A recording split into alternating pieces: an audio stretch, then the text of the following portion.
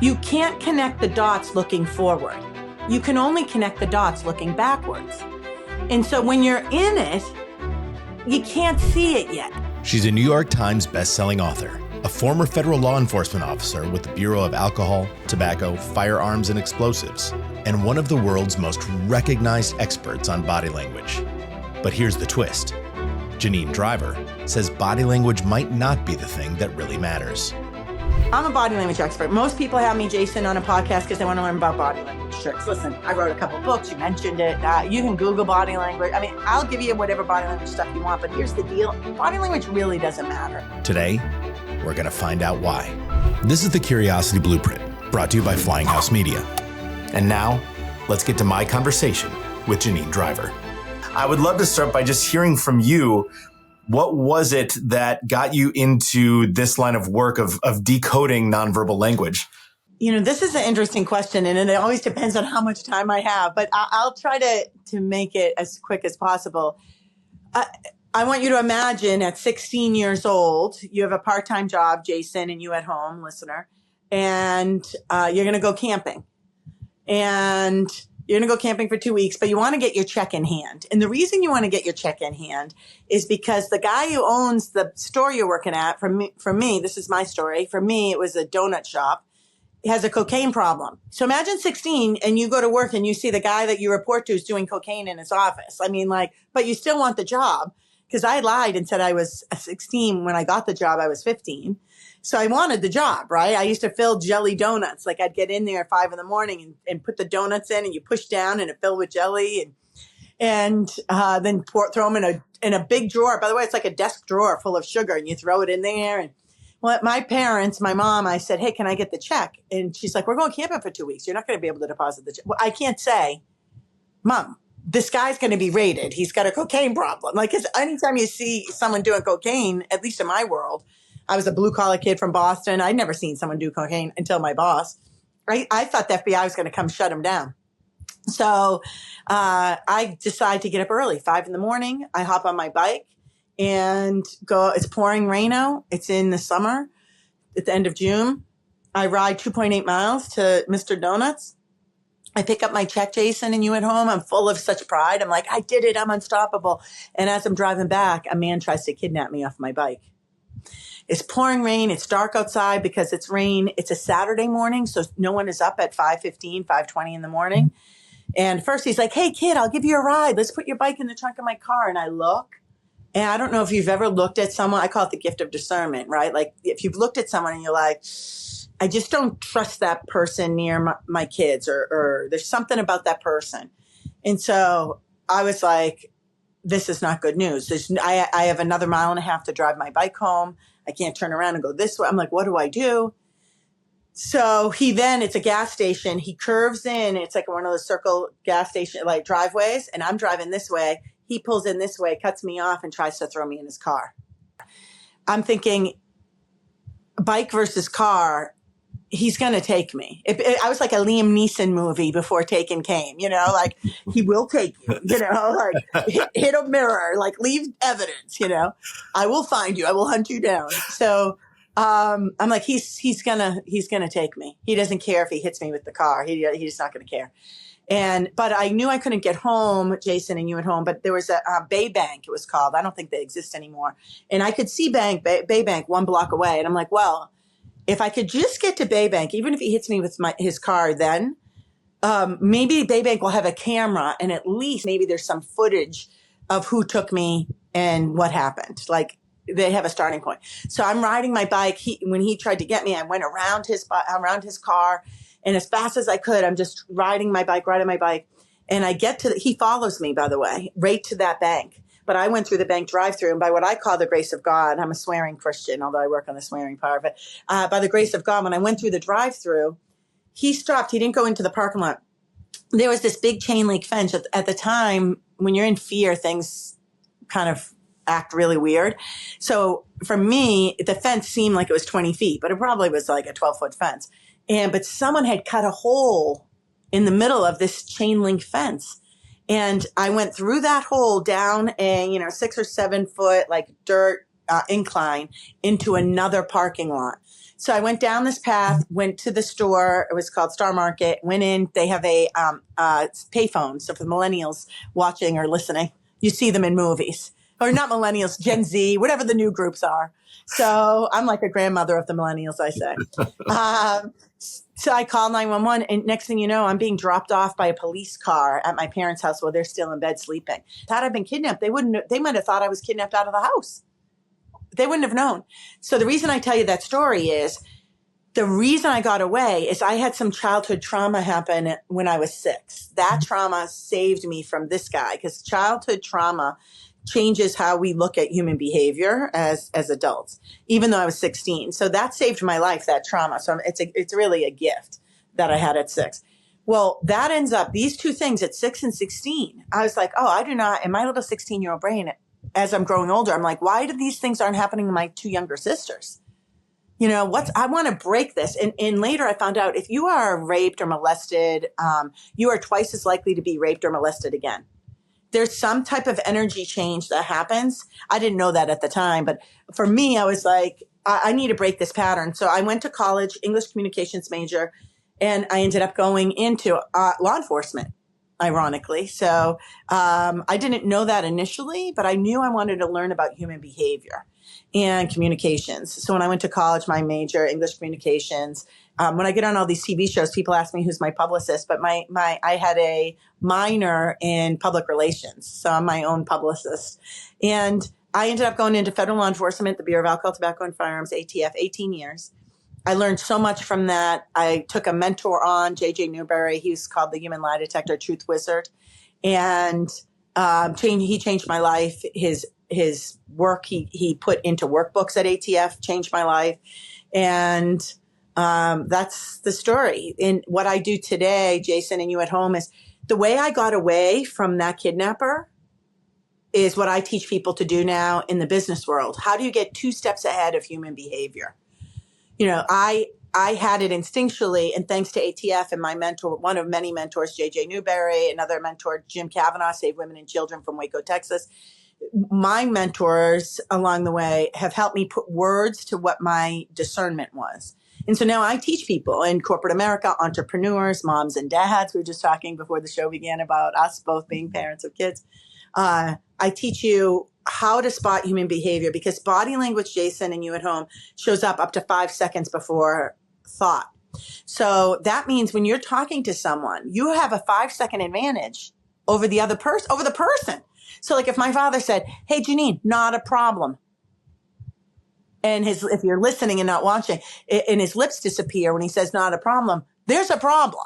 It's like, there's a problem here. Get the kids in the car. Poppy's about to lose his cool. Over. As soon as we see my dad's lips disappear, myself and my 2 younger sisters are like, our kids think it's a myth that my dad is a hothead. Like they've never seen it, because we are 2 steps ahead of human behavior. We see the tells, and you at home probably already have that with people you can tell, like, it's time to go. Like it's time for us to move on out. I teach that now to personal and in the business world. And if you think about it, Jason, let me ask you a question. Is 5 seconds a good advantage? It's a fantastic advantage. Yeah. Yeah. What about the Olympics? You think the 5-second advantage is helpful in the Olympics? Yeah. Yeah. What about in the military? I have a daughter who is a swimmer, and 5 seconds is an eternity in swimming. So 5 seconds is a very long time.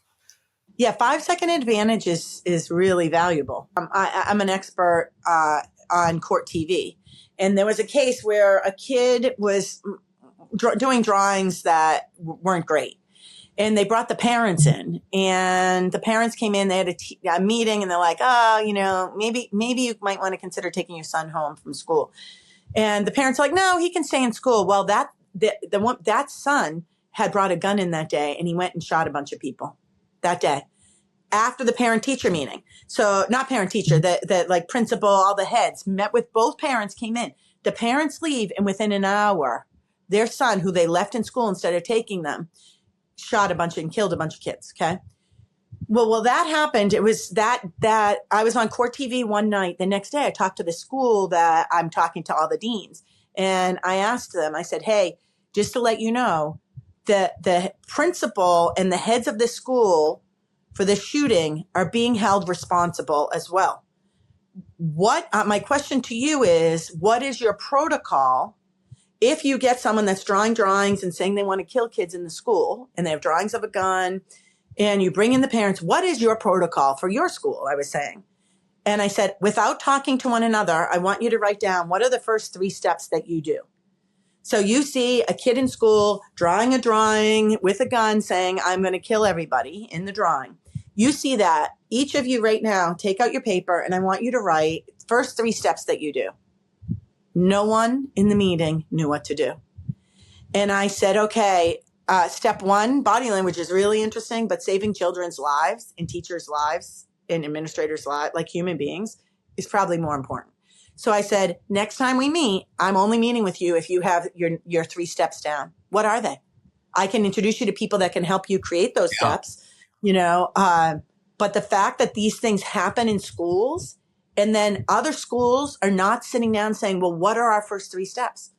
There should have been police officer there. His locker should have been searched, that he should have left the school. He should have been escorted. Like, what are the steps?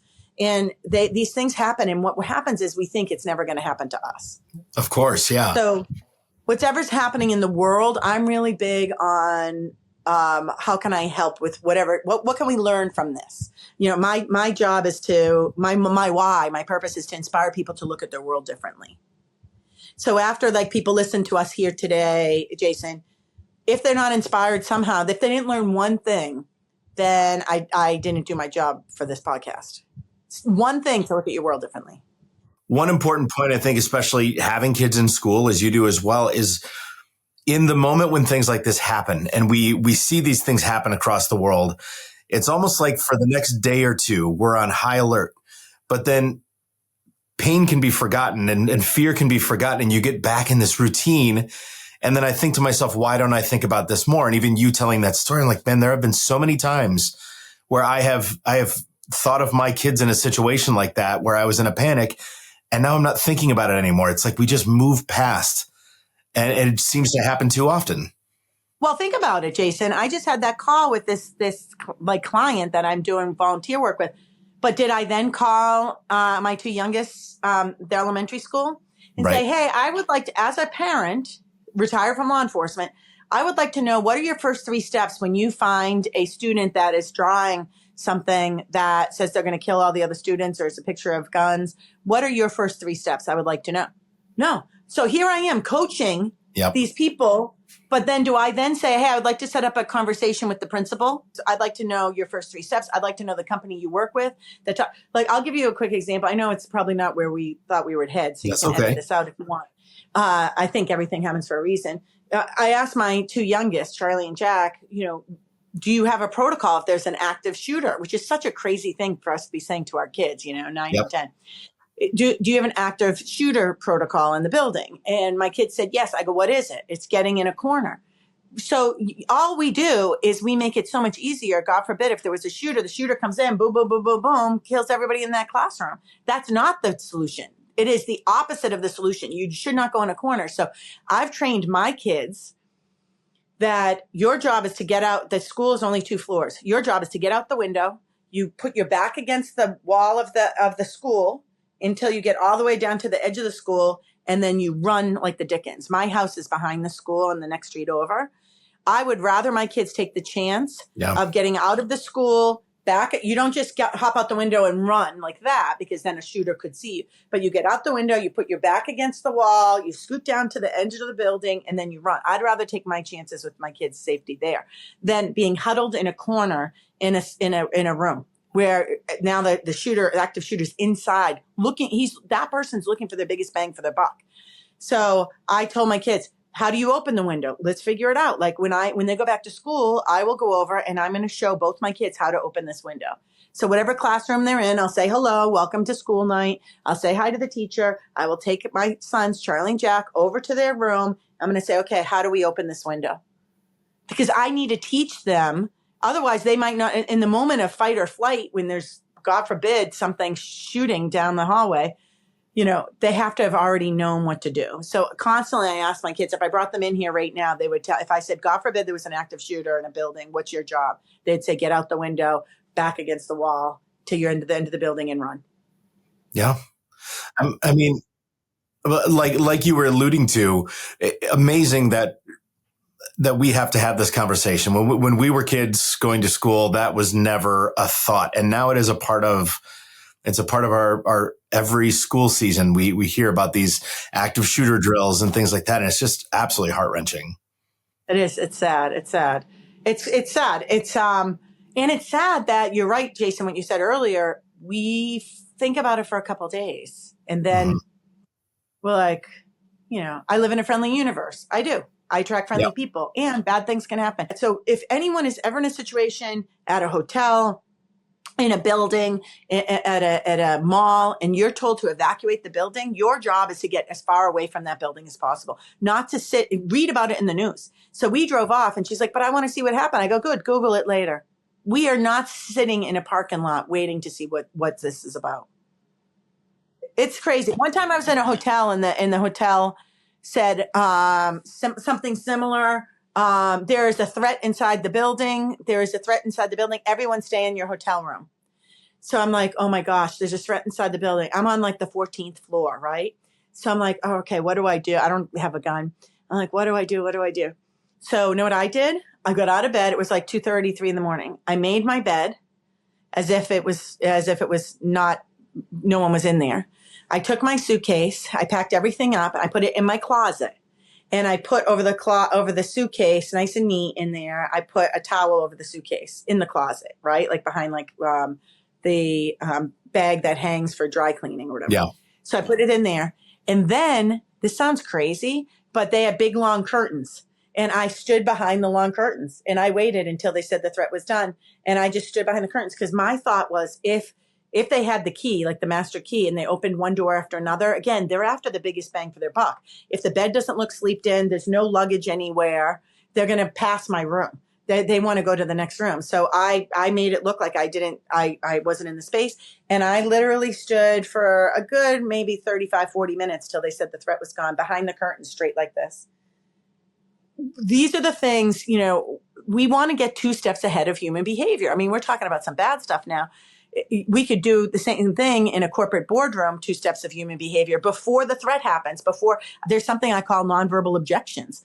I can already tell you the person seems interested in your product. It almost seems like they're selling themselves to why they should buy your product. But if you were 2 steps ahead of human behavior, you'll know she's never going to buy your product or he's never going to buy it.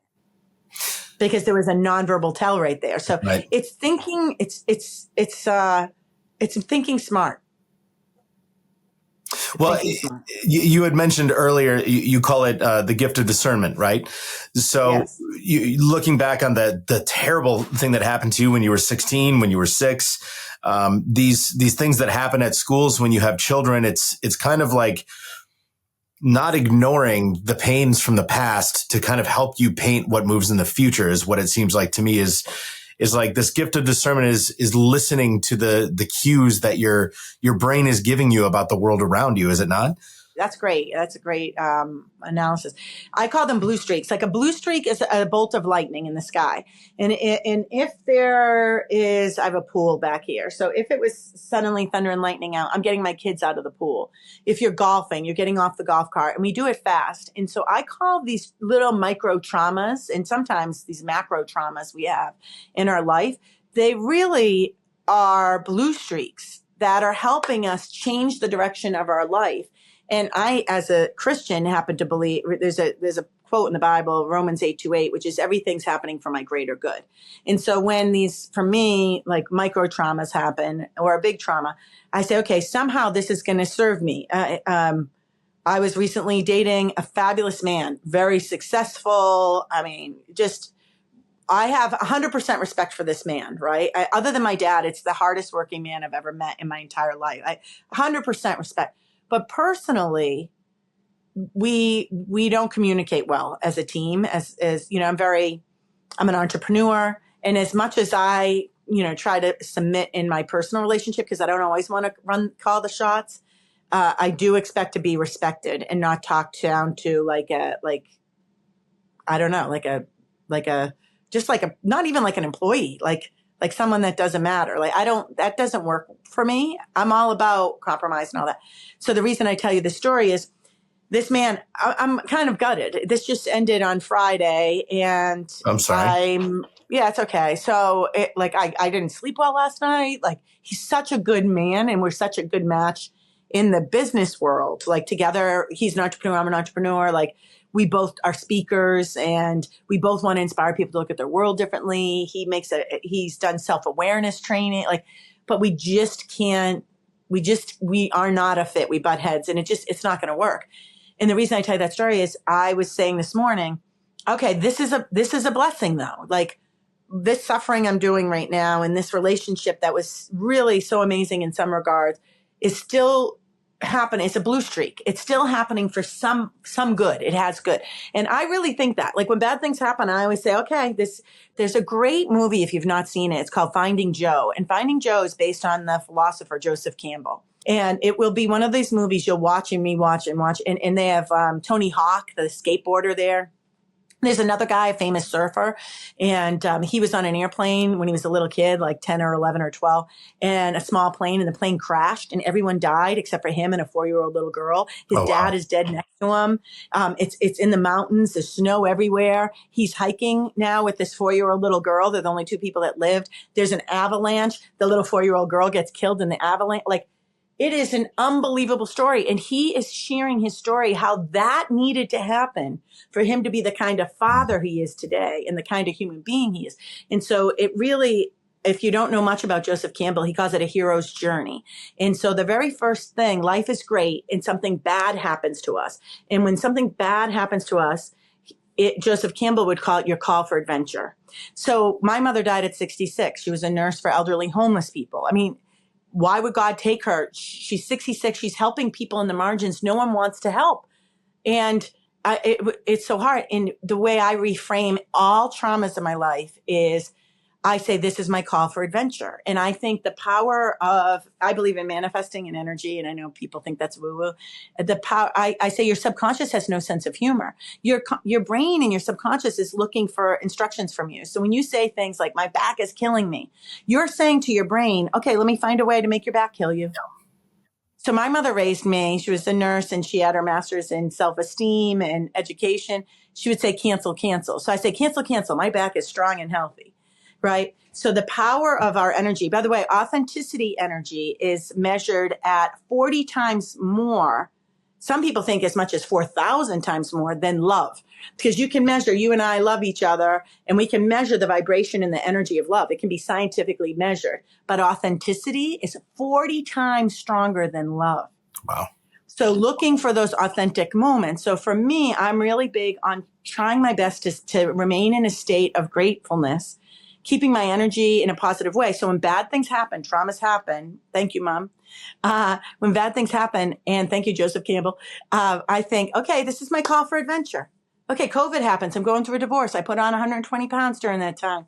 Now it's time to get the weight out. Like, this is my call for adventure. It's like, okay, this is going to serve me somehow. I don't know how. And I think if you were to see the front of my house, I have a sign over my window that says the Happy Tree House. And then it says fun, kindness, respect, and safety. And if you ask my kids, why does safety come last? They'll say, because if safety came first, there'd be no fun. So I'm really big on reframing trauma and saying, this is serving me. This will serve future me. And I think that going back to my story about being kidnapped and then, molested at the age of 6, I really think those things are serving me today. They're serving me. I think other people can get really traumatized to the point where their life is already destroyed, because my recommendation is reframing. How can we reframe that trauma and that pain? And not everyone can do it. I think the statistics, by the way, here's a nice statistic for you. We are born with 60% of our happiness. So it's in my DNA, so you're only controlling really 40% of your happiness. 40%. So if you're with somebody, Wow. if you're with somebody and they're just miserable, and you're buying them motivational books and you're taking them on fun vacations and you're doing really cool things, but they never can really make the happiness stick. It's like when you throw those spiders at Halloween, we get our kids, you throw them to the windows. Yep. You throw 10, 2 might stick, right? So two might stick. So if you have miserable people in your life and you're trying all these things to lift them up, you're throwing this at them and throwing that, two things might stick, but eventually those two even fall. Yeah. So by the grace of God, I think when it comes to the 60%, I'm like tapped out. Like I got all 60% of joy. And then the other 40%, I'm sad right now. I'm really sad about this breakup. And I know it's for my greater good. But that's such an interesting conversation and perspective as well. I actually just a couple of weeks ago sat down with Dr. David Rakel is his name. He is an expert in integrative medicine, and we talked a lot about this very thing of the impact that our thoughts have, even on our physical body, our physical mind, all of it. Just the way we think can make us healthier or can make us sicker, and can tell our body to behave certain ways. So perception, he gave this amazing stat, this amazing experiment where he said when he sits down with a patient and the patient perceives him as being kind, empathetic, and caring, there are more neutrophils that their body, they can measure it. Their body will create more neutrophils to fight colds, to fight sickness, just because of their perception. So the mind is so much more powerful than we give it credit for. Like you say, I think a lot of people say it's woo-woo, but there's actual measurable science behind how our perception can completely change the outcome of any situation. And for me, I resonated very much with it when it comes to career, in thinking when I look back at past difficult work experiences, I feel like I'm finally wise enough now to understand that I don't hate those times. There were years where perhaps I was unhappy, but I don't hate those times because I wouldn't be sitting in this chair right now without them. So it all makes sense to me when you explain it that way. Listen, Jason, and you at home.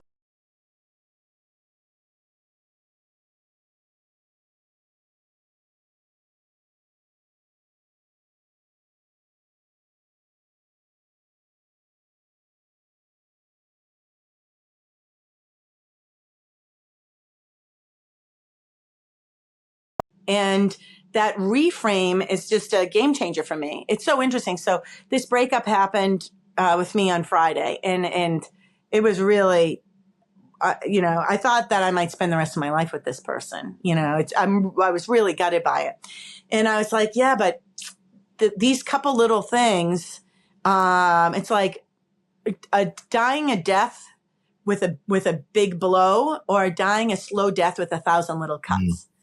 And I was like, it was really up until Friday, it was like 1,000 little cuts were starting to happen. Yeah. And, but I said, so I had to reframe it. Instead of that, I lost something. I'm like, I'm gaining the ability to work on self-love. How lucky am I that I get to be in a place of pain and figure out how to find that crown and put it back up here. Like, what a gift I'm now, they say you pray to God for patience. He puts you in traffic. To work on self-love, how great would it be to work on self-love in a place of pain and suffering? Yeah. And I'm like, this is a game. This is something really wonderful for me to work on me. And there's a great book out there by Marianne Williamson called A Woman's Worth. And it's like, okay, I'm going to go back into, Woman's Worth. I'm going to work on me. And this sounds crazy, but since Friday to today, I've lost 4 pounds. So today's Monday, Friday, Saturday, Sunday, Monday. I'm not starving myself. I'm not working out at the gym for 800 hours. I'm going for walks. I have a vibrating plate you can see all over TikTok where you stand there and you vibrate. Yeah. I do that for 20 minutes. I do that and I watch my body jiggle. I literally say, I'm so stressed. I got to go wiggle my body for a minute. And I'll run downstairs and throw it on for 20 minutes and take a call with my sister, one of my 2 sisters. So I'm not like breaking the bank of anything that I've already been doing. And 4 pounds have gone. And I don't believe that it's 4 pounds of stress and anxiety. I believe it's 4 pounds of me saying, I'm going to be okay. Mm. It's like, I think that when we can reframe things, we can begin to let things go. Yeah. It's so listen, I'll tell you this. My 2 sisters heard this person online, and they don't know the woman's name. I don't know the woman's name, but this is a game changer for me, and it might be a game changer for you. You tuned in to listen to Body Language Detecting Deception. You're going to hear this and be like, holy crap, I really needed to hear this, which is when things are happening in your life, do you turn them into feathers or bricks?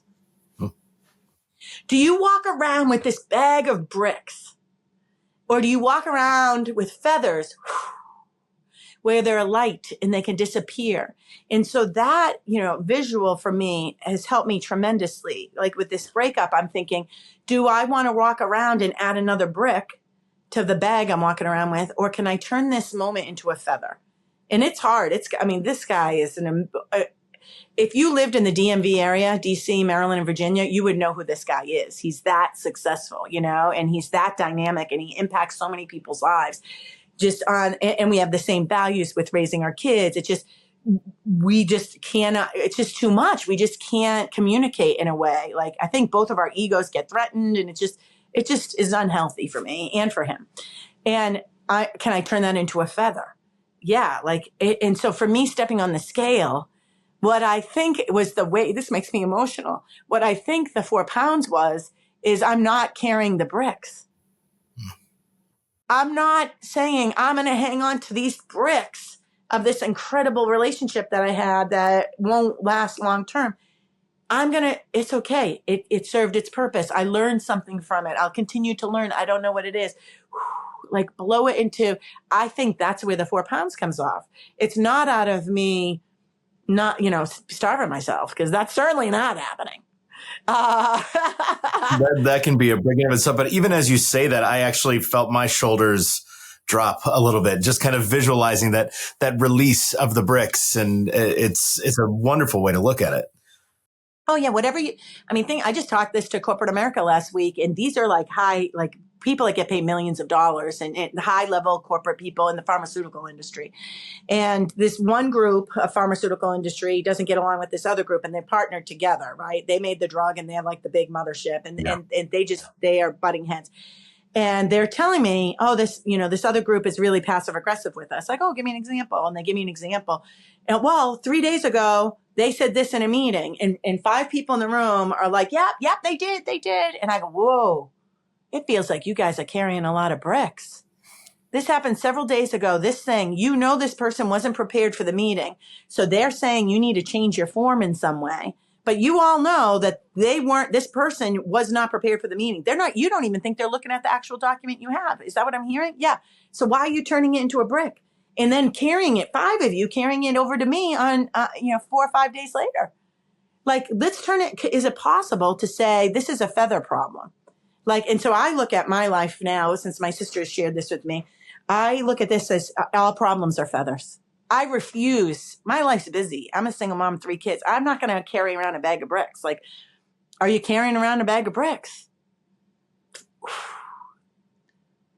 Why? How is that serving you? Yeah. So you might think, let me share this with you. I'm a body language expert. Most people have me, Jason, on a podcast because they want to learn about body language tricks. Listen, I wrote a couple of books. You mentioned it. You can Google body language. I'll give you whatever body language stuff you want. But here's the deal. Body language really doesn't matter at the end of the day. And it's terrible to say because that's how I make my money as a keynote speaker. But I like to say I love trees. My house is called the Happy Tree House. If I showed you my backyard, maybe I'll show you at the end. It's all trees. I'm surrounded by trees. And I love trees. And I want you to think like a tree. The roots of the tree go into the trunk of the tree, then they turn into branches, and then there's leaves. And I use this as my visual metaphor of how we communicate. And there's 4 stages of how we communicate. Step 1 are the roots of the tree. It's what we believe.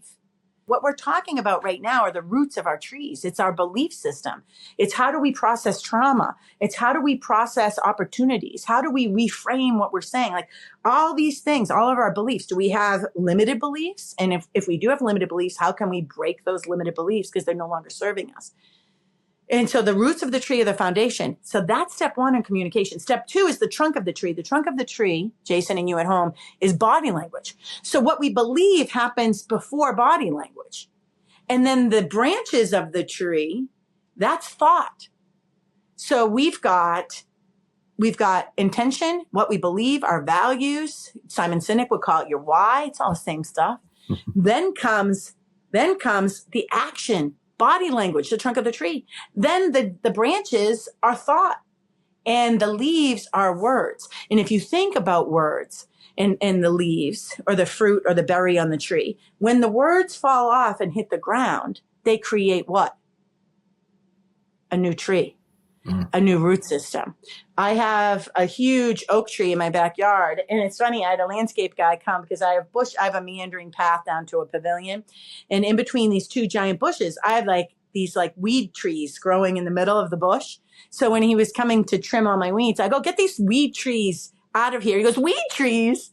He goes, Janine, this is an oak tree. The leaves from this big giant tree over here that comes through the deck, the leaves must have fallen in here and it had enough nutrients and water and sunlight to grow another tree. He goes, this tree right here is 20 feet tall that you're calling a weed. It's 20 feet tall. He goes, if you went down to buy this, this would be easily $450.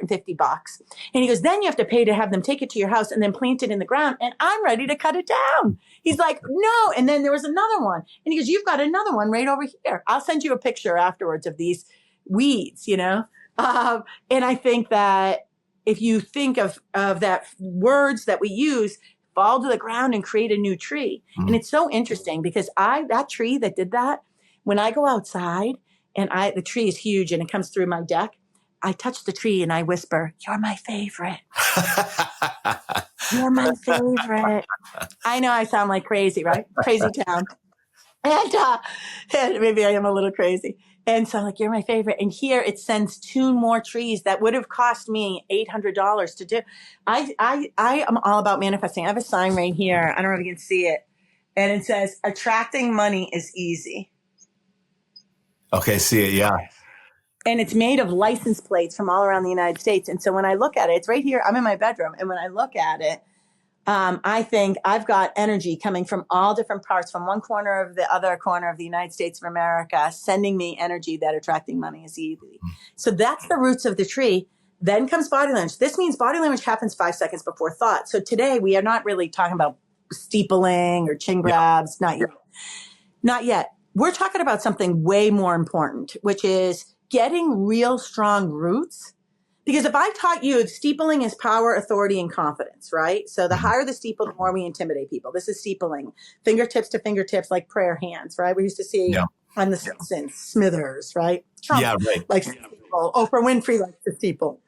If I teach you this move, but inside you feel insecure, not good enough, not lovable enough, not powerful enough, you feel intimidated, and I teach you steepling, all your other body language is going to come across as you're insecure, you don't feel good enough, you don't feel powerful enough, you're threatened.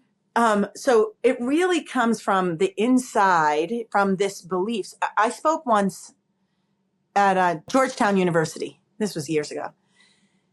And I'm known as a body language expert, but I specialize in body language, detecting deception, emotional intelligence, and decision making connected with movement, profiling.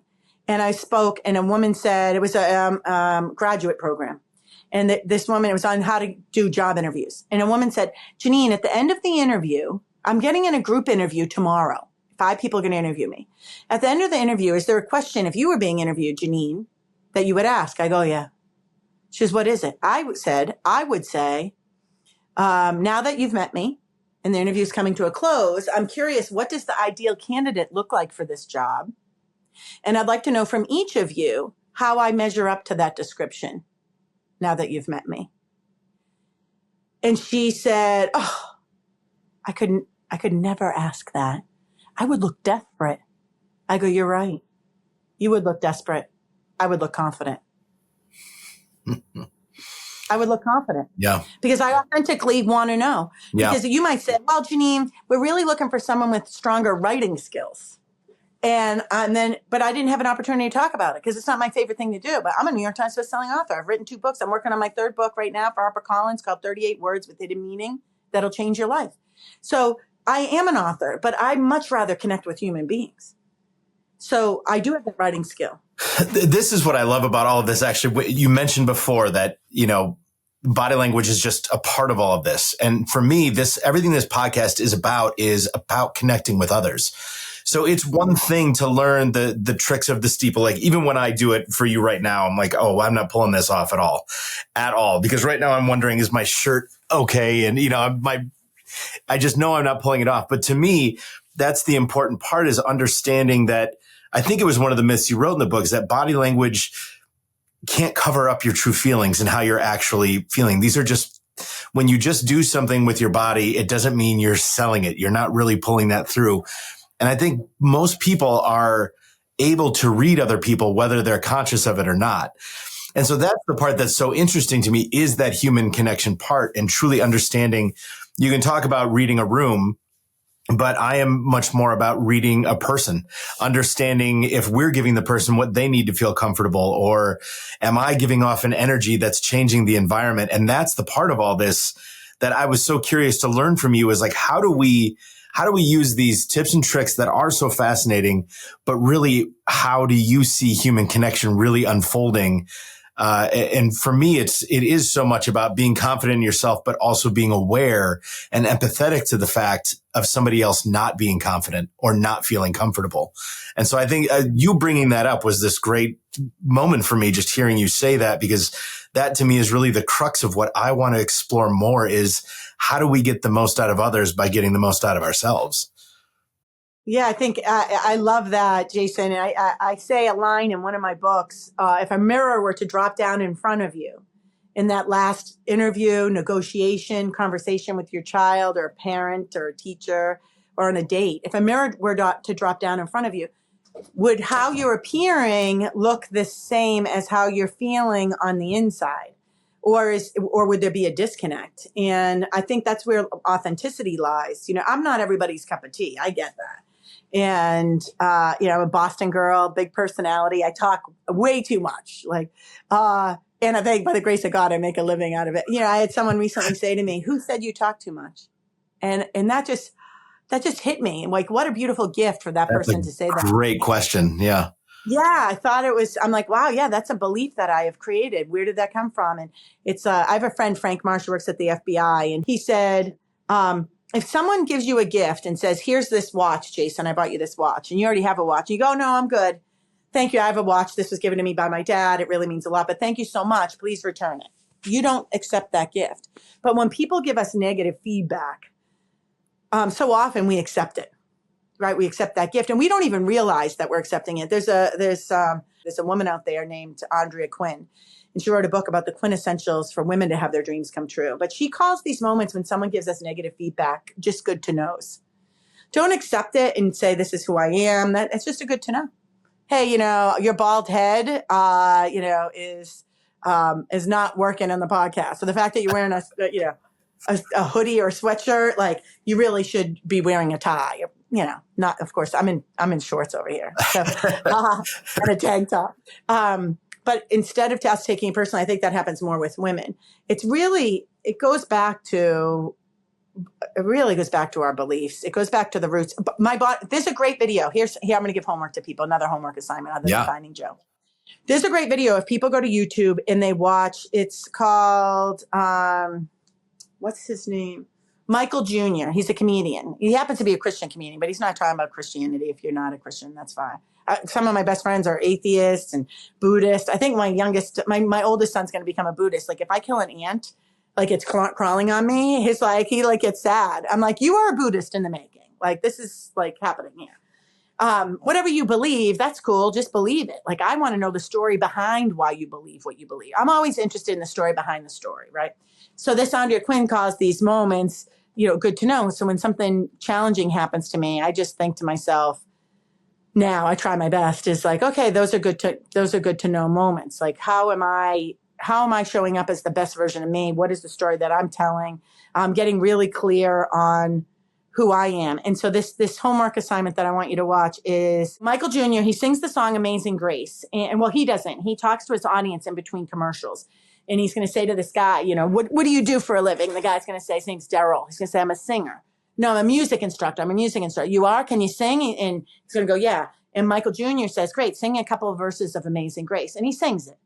My challenge for you is two parts. One is when Daryl sings the song Amazing Grace the first time, look at the body language of Daryl and look at the body language of the people in the audience, how they're responding. Michael Jr. is then going to say to Daryl, I'm wondering if there's a second version of that song inside of you. And he's going to make up a scenario. Imagine this happened when you were a kid. You were shot as a kid. Your uncle's in jail. Is that version of Amazing Grace inside of you? And he goes, "Yes, it is." Just pain, suffering. Now he sings Amazing Grace the second time, okay? When he sings it the second time, pay attention to the body language of Daryl. How does he move his body when he sings now? How does the audience respond? Michael Jr. didn't say, hey, let's sing the song again, but when you sing it, I want you to lean sideways and take your finger when you're singing Amazing Grace. I want you to move your body. I want you to get engaged. He doesn't. All he did was change the roots. He changed the belief. He changed the why. And then the body language just naturally happened, not just with the singer, Daryl, but with the audience. They stand up, they push him, they're clapping, they give a standing ovation, they come over, they push him again. And they're so engaged. And my question to people is not only is this a great metaphor of how body language comes after what we believe, but my question is, in life, personally and professionally, are we showing up today as the first version of Amazing Grace? Or are we showing up as the second version of Amazing Grace? And believe me, I get it wrong way more than I get it right in all aspects of life. And am I today, personally and professionally, did I show up with passion? Did I show up with purpose? Did I show up as that second song? Did I make people want to get out of their feet and come and give me a hug, or to push me over because they learned something that'll inspire them to look at their world differently?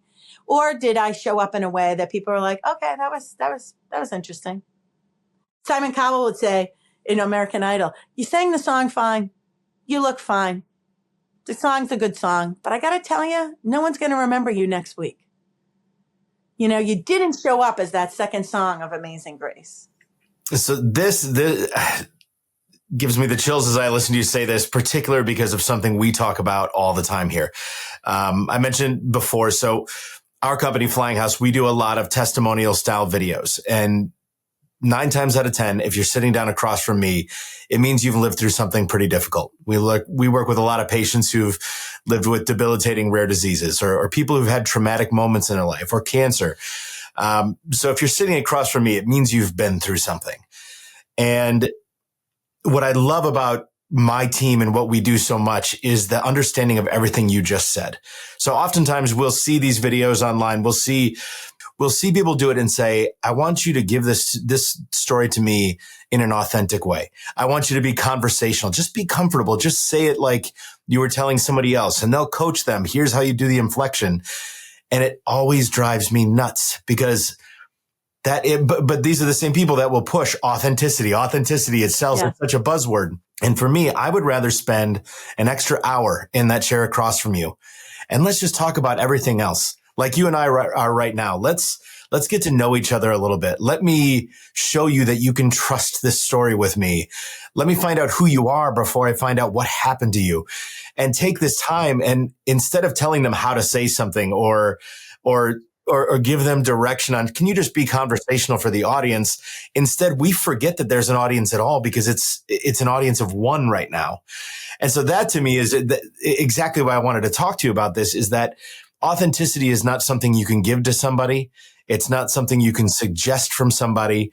It's something that you can inspire from somebody simply by being willing to listen and willing to, like you said, reframe or reveal a different set of roots. And next thing you know, you're singing Amazing Grace with all the heart that you have inside of you. Yeah.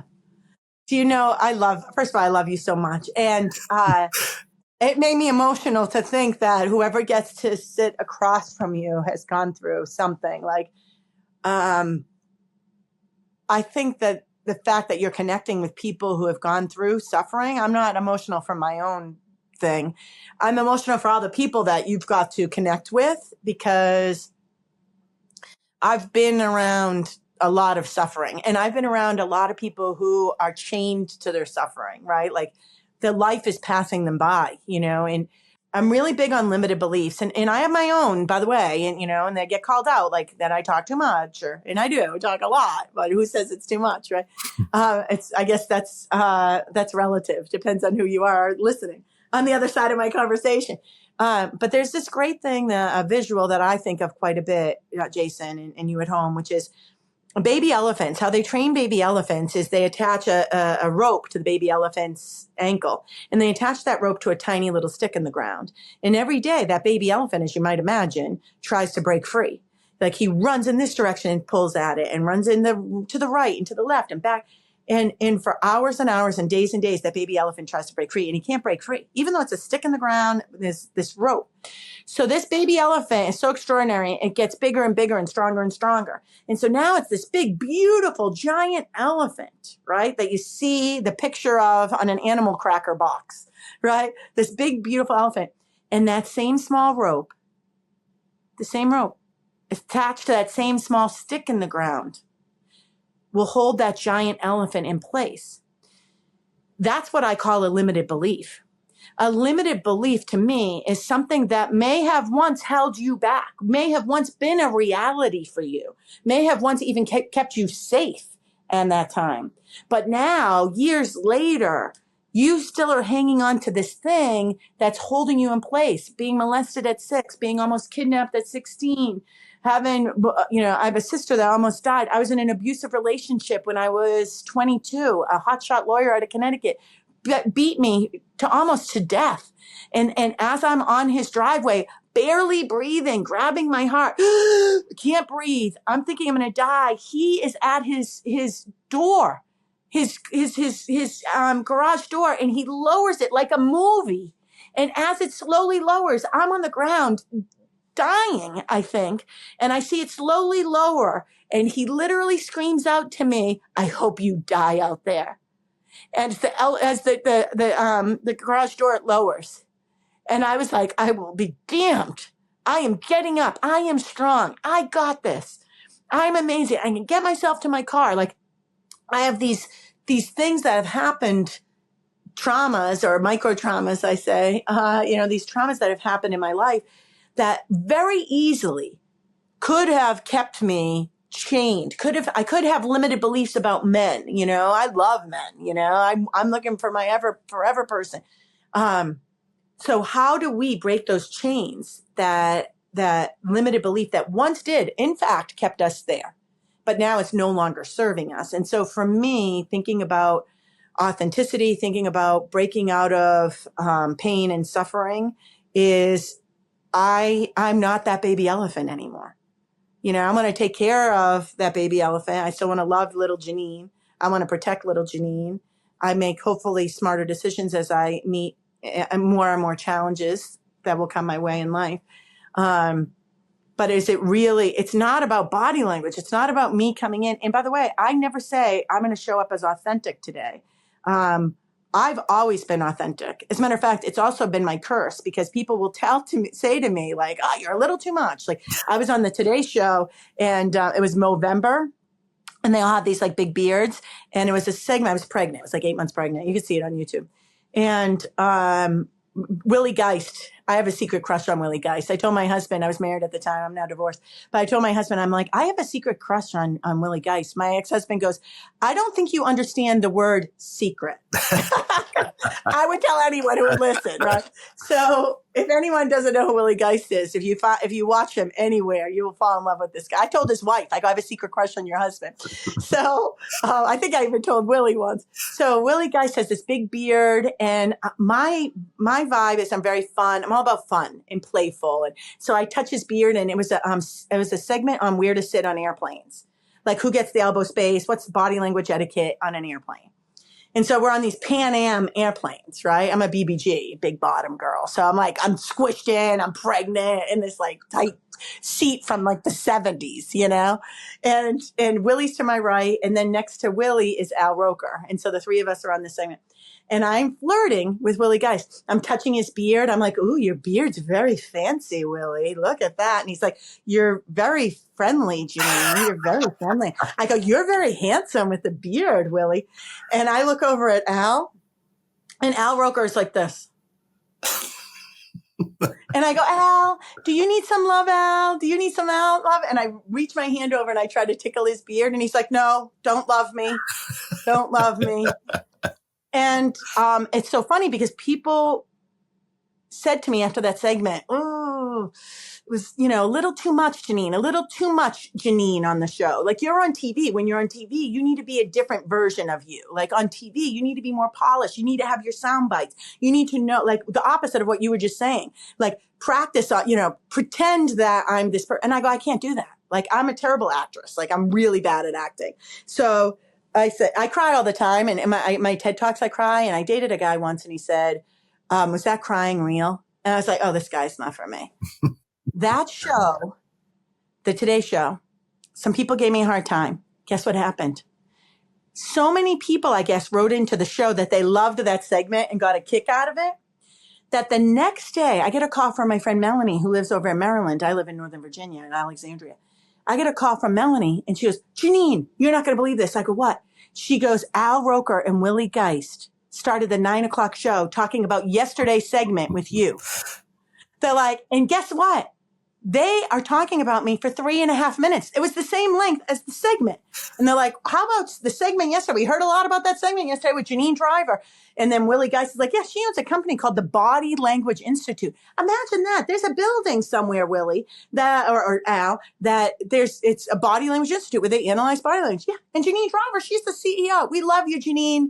We love you. And Al Roker goes, she was right there stroking your beard, right there stroking your beard. Right? And yeah, we love you, Janine. That testimonial would have cost me millions of dollars in advertising. And the reason I got it was because I just showed up as me. There are going to be people in our lives, and they're in my life too, that are going to hate on us and say us we need to be more of this or less of that. My thing is, well, when's the last time you were on the Today Show?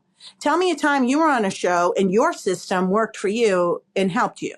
Like, people are giving us unsolicited advice all the time. And is my challenge is to you and to myself is make them good to know moments. Don't allow them to create a limited belief that you can't be who you are, whatever that is.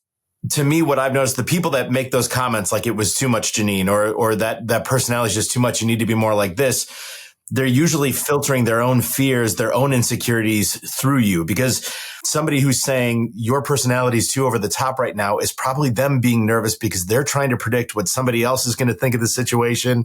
They're going to get secondhand embarrassed. So that is always fascinating to me. But what I have found, and I've talked to thousands of people in my life, is that the people that are truly over the top, and I think that and it's accurate, is because that's not who they actually are, and you can tell.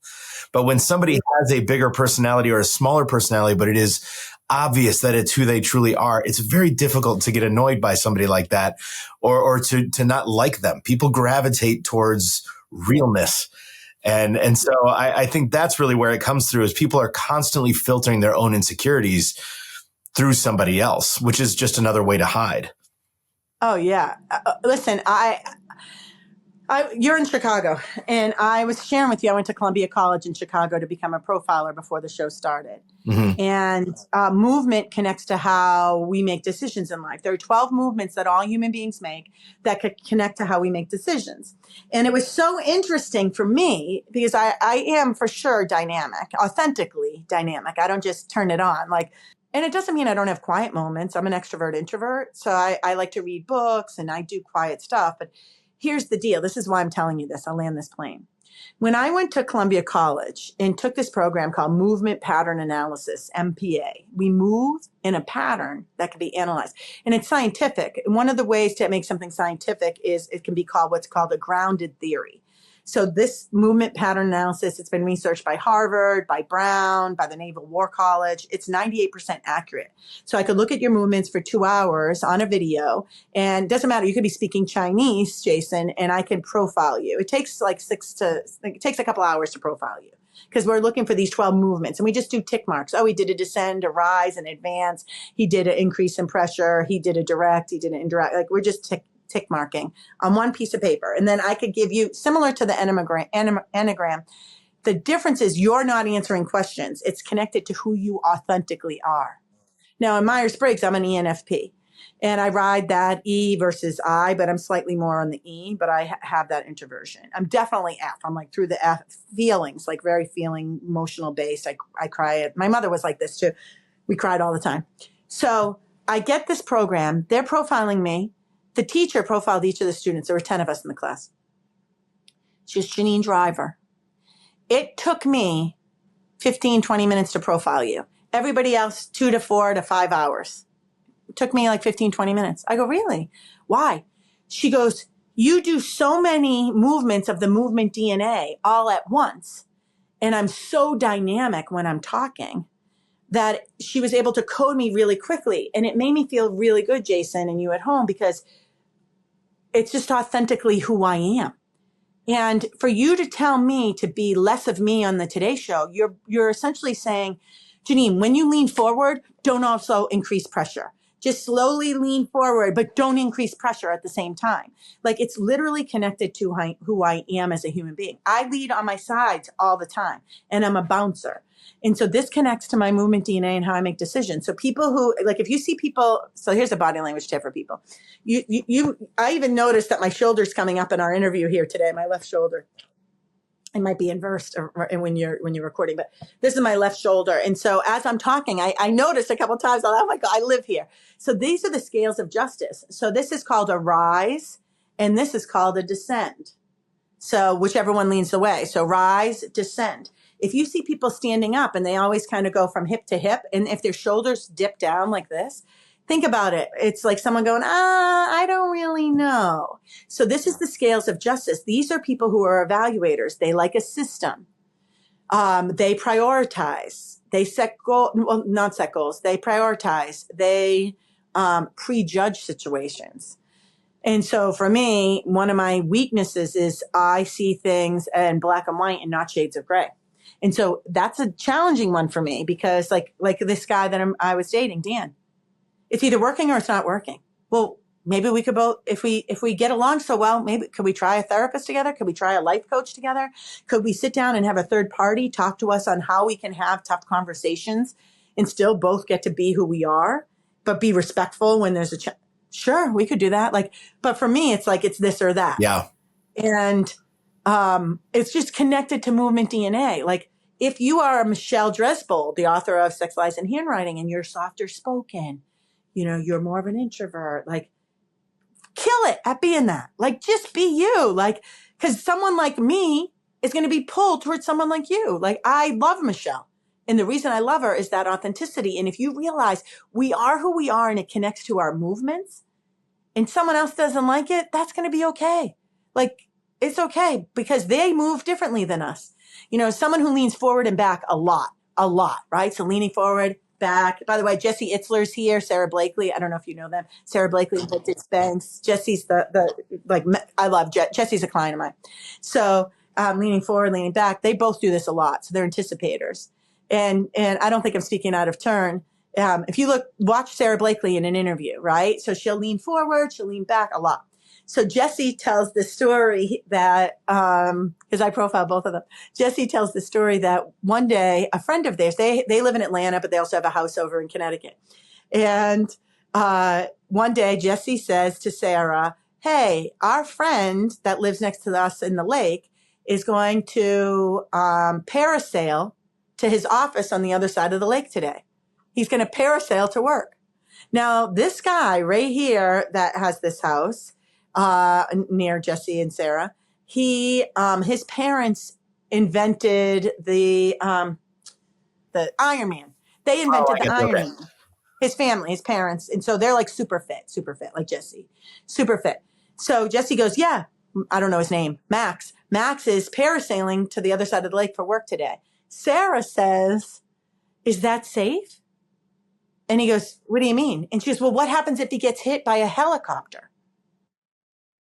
And Jesse looks at Sarah and says, Sarah, has anyone ever been killed parasailing by being hit by a helicopter? She's like, I don't know, but it could happen. He goes, well, let me ask you this. Have you ever seen a helicopter over our lake in all the years that we've owned this house here in Connecticut? Have you ever seen a helicopter over this lake? Well, no, but it could happen. So people who lean forward and back, remember we started, Jason, and you at home, and I said, I can teach you how to get 2 steps ahead of human behavior. I'm all about authenticity, and I'm all about, can you get 2 steps ahead of what this person's telling you?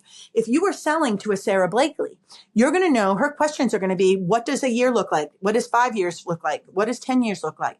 People who lean forward and back a lot. These are the people that don't run just one scenario or 2 or 3. They're running 50 scenarios in their head all day long.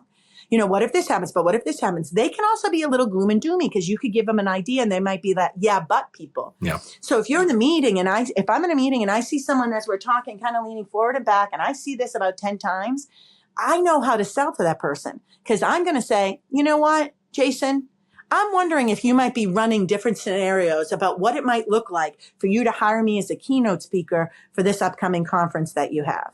Let me run through a couple of things that my clients have shared with me. Let me talk about how I share measurable learning objectives. So a day after I speak, an hour after I speak, a week, a month, how you can measure the impact hiring me as your keynote speaker will have on your audience.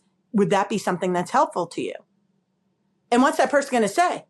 Oh my gosh, yeah. Well, how can we measure it an hour, a week, a month, a year later? Great. Here's how we do it. Here's the tool we use to have that measurable, powerful, it's motivation with education and comedy. Well, and then I would assume not only that, but there's a feeling when somebody seems to know you that well, to know what, because you know you're not a mind reader, but it's almost like you got into their head and she gets me. You quelled their nerves before they even had a chance to verbalize them.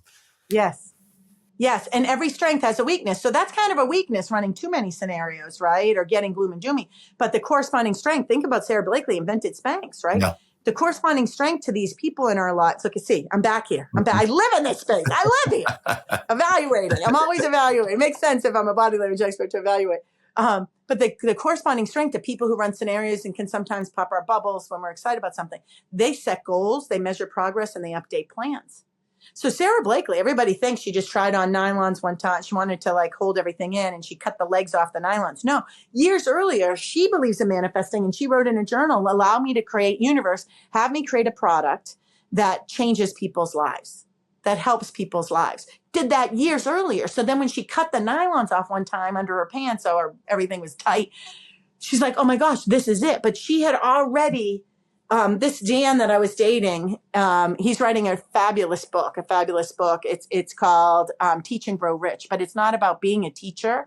It's about reciprocity. It's like giving to others to then have wins in life, right? It's like sharing and giving. And one of the things he talks about in his book, which I love, is called a pre-decision compass. A pre-decision compass is I've already made a pre-decision. If this happens or this happens, here's what I do next. So for instance, personally, if someone breaks up with you or your heart is broken, you might have a pre-decision. When that happens, I don't turn to food. I walk. I make sure every day I get up, I get fresh air, and I walk. That's a pre-decision. And Dan calls them pre-decision compass, in different areas of our lives. So in a meeting, if you start to tell if someone is being deceptive or you believe someone's being deceptive, what's your pre-decision compass? What have you already decided in these moments? Do you keep pitching the person? One of my clients is a guy named Billy Zeeby, millionaire, not billionaire, millionaire. He was part owner of a company called Hollywood Videos. Oh, yeah. I don't know. Back in the day, they competed, kind of like the blue collar version of Blockbuster. Yep. And Billy Zeeby's really, really smart and strategic. And he encouraged the other owners to sell Hollywood Videos. And guess what? They sold it for something like 2.8 billion with a B. And 2 years later, Netflix took over the whole entire market. Right. So not only was Hollywood Videos closed, Blockbuster was closed, and all those Blockbusters turned into Anytime Fitness gyms all over, and all these shopping plazas all over the place. So this understanding how to get this pre-decision compass, how to get that together. So Billy Zeeby had a pre-decision regarding, he was flying in from Vegas, I think to Florida, or maybe even Chicago, somewhere East Coast more. And he suspected this client wanted Billy's company to give him ideas. But this client, potential client, had been working with another company similar to Billy Zeeby's for years. And Billy's like, I kind of feel like they're idea shopping or price shopping, and that they just want us to get our ideas or get our prices to then go back and to have some leverage with the company they've already been working with for a couple decades. So if that's the case, we'll be walking out. So Billy and his team, he flies out 6 people from Vegas over here, more to the East Coast. They get in the meeting. They've got a fancy PowerPoint, this Mac Daddy presentation with all these ideas they can do for this company. And Billy asked the guy right out of the gate, had we all been there, we would have heard him and seen the man he's talking to. Billy said, let me ask you, you've been working with this other company for 28 years. What's making you look to move in a different direction now? And the body language of the person running the meeting showed uncertainty, had the lips disappear. When we don't like what we see or hear, our lips disappear. It's called lip roll equals emotional control. That's the one I said in the beginning of the interview when my dad says, not a problem. And the lips disappear. It's like, move it out, get the kids in the minivan or the truck, right? So the guy's lips disappeared. He did a shoulder shrug, which is uncertainty. When he said, oh, well, we're not really happy with blank. Well, why the uncertainty then? And Billy, based on the training he had received from me on body language and detecting deception, he said, oh, no, they're price shopping and idea shopping. So guess what? They closed the computer. He said, well, I appreciate you taking the time to meet with us. I don't think we're going to be a fit for what you're looking for. And I wish you good luck. I hope you find what you're looking for. Close the computer after all this, 2-3 weeks creating this Mac Daddy presentation, coming up with these amazing ideas of how they could best serve this company, flying those people in from Vegas. Those flights aren't inexpensive, minimum of $800, putting up in hotels. They walk out. His whole team is like, what are you doing? And he goes, you'll see. See, Billy Zeeby got 2 steps ahead of human behavior. Guess what happens a month later? It's announced that company decided to stay with the company they were with all along. They never switched, but they had meetings after meetings after meetings with other companies that came and shared their ideas and their content, their intellectual property. Billy was able to get 2 steps ahead. So just like if you're talking to Sarah Blakely or Jesse Itzler, and you see them move forward and back a lot, these people are thinking about what happens 5 years from now, 10 years from now. They're thinking about the future, leaning into the future, bringing it to now, leaning to the past to bring it now. Understanding simple behaviors can help you make smarter decisions right now in the moment. Because you're 2 steps ahead and they don't know it. Yeah. They don't know that you're 2 steps ahead because you've been trained over here with Jason and Janine. Well, you actually say that. I'm going to have to go back and watch the tape because a few years ago, I got to be a part of a production with Sarah Blakely, who is lovely. She's just the nicest. She was on an episode of a PBS show that we used to produce called To Dine For. And I now want to go back to the tape and watch and just see how much she does that because I never would have guessed it. But this is something that I was really excited to ask you about because it's something that I talk my team's ears off about. And that is this concept of, I believe everybody has a different way of hiding. So there've been many times in my life or in my career rather, where I was given a preconceived notion of what somebody was going to be like on camera. We want you to interview them. He doesn't interview very well when a woman's talking to him, or he doesn't know how to take anything seriously. So just kind of get in, get out. And I remember one specifically, I was sitting down with somebody who had been through some really difficult things in their life. He had been in the military. He had suffered violence at some point in his life. And everything that I was told was, he doesn't really take things seriously. I don't think he's going to give you an emotional interview. And so all these things were just being thrown at me to make up my mind before I even sat down in the chair. So as the conversation started, I started to see what they were talking about. Anytime I would shift my conversation to something that was a little more serious or a situation where perhaps he came off being a very strong and tough individual, he would tell a joke. He would deflect. So I would say, what was this like? And he would make a joke. I would say, how difficult was that for you? And he would make a joke. And I realized that he is not somebody who can't take it seriously, but instead he's somebody who's hiding from me. And the best way that he knows how to hide, the mask that he wears, is humor. And it all clicked for me that the next best move I had to make was to stop laughing, not feed into the joke structure of this conversation, but instead let it get uncomfortable for a little bit and say, I'm not going to let you get out of this one. I really want to learn more about this. And next thing you know, he's opening up. He's got tears in his eyes. He's sharing this story with me. And I've started to apply this now, this idea across all conversations I've had in the past and think, is there ever really a situation where I sat down and someone's not a good conversationalist or not a good storyteller? Or did I maybe just not do a good job in finding out how they were hiding or not creating an environment where they felt safe? So I'm just curious your thoughts on that and this ability for people to hide even when they don't know that they're trying to hide. Well, I love that you shared that story with me, Jason. There's a comedian named Joe Matarese, and I used to do stand up in my 20s when I lived in New York City. And Joe Matarese, his joke is he came home and his girlfriend found another woman's phone number in his pants pocket and said, "Who's Michelle? And why does it say XO? Call me. Who's Michelle?" And Joe said, "What? I love you." What? I love you. That when people are feeling uncomfortable, one of the ways to hide is to use humor. And for sure, I'm in that space. And also, humor helps me if I'm really mad or disappointed about something or heartbroken. Levity works so well for me.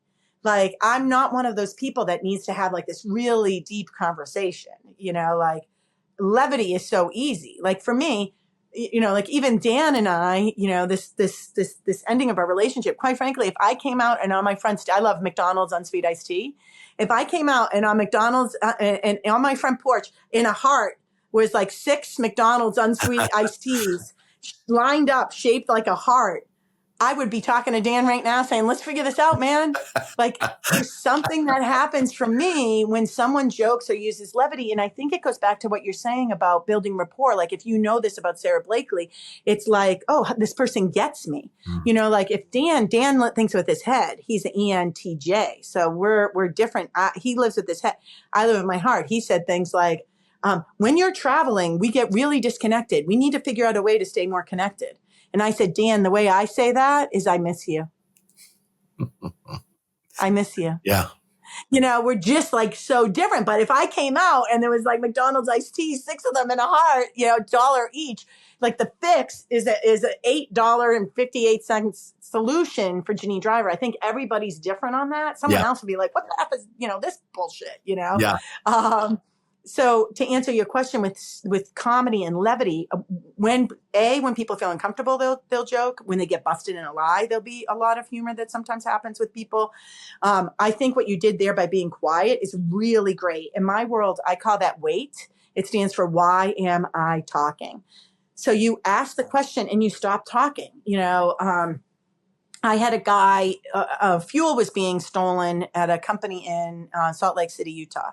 Outside of Salt Lake City, and 8 giant tankers that you see full of gas driving down the highway. 8 of those are being stolen every month. The quantity of gas that's in that every single month. And this company is really quite extraordinary. They donate free gas to anyone who's going through cancer because their CEO had cancer. Oh, wow. And so anyone, if you were going through chemo or radiation, you could go to any of their gas stations and get free gas for your car. And that program that they had offered to their community, they were going to have to stop the program because 8 giant tankers of fuel is being stolen every month by an internal person, by one of the people in their company. So they brought me in. And I brought a team. So I think I had, 8 or 9 of us there. This is a while ago. So like 8 or 9 of us are there. And it's this one guy, I suspect he gets real funny. So his baseline, so to read people, you first have to get their baseline. What's their normal behavior? Like talking about something like, oh, tell me about your kids. How many kids do you have? Oh, tell me about how did you meet your wife? Tell me about how'd you get this job? What's your favorite, whatever. And then when I started getting into the gas being stolen, he became Mr. Funny Man. He changed his baseline.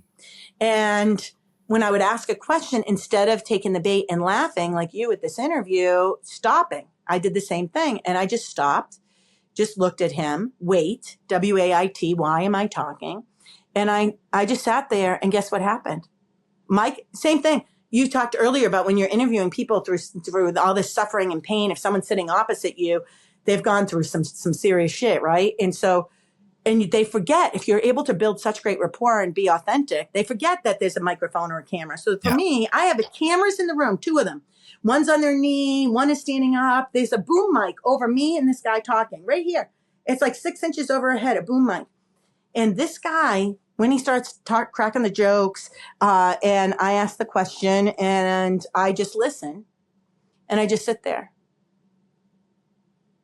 And it's a good 25 seconds. And by the way, you've done this, Jason. So it can be a little torturous, right? Because you're sitting there. And it's like, it's maybe 20, 25 seconds, but it feels like it's 5.5 minutes. It's like that fence when I almost got kidnapped. It seemed to me like 20 feet high, but really it was probably like, 7-foot high, whatever the traditional size of a fence is. So sorry, I keep playing with my hair. I'm getting hot in here. So I'm going to just move us to get my fan going now. Yeah, no problem. So what happens is if you can be quiet, you can get people to be authentic because people are uncomfortable with silence when they're holding something back. If you asked me if I ever cheated on my ex-husband, which I did not, if you said, Janine, did you ever cheat on your ex-husband? I said, no.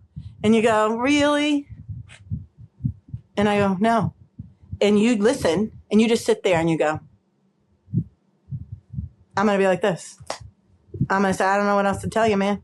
Like, I'm going to be okay. Truthful people who are being forthright and authentic, they're going to be okay with some silence. Yeah. They're going to be like, I don't know what's happened with this dude, but I'm good.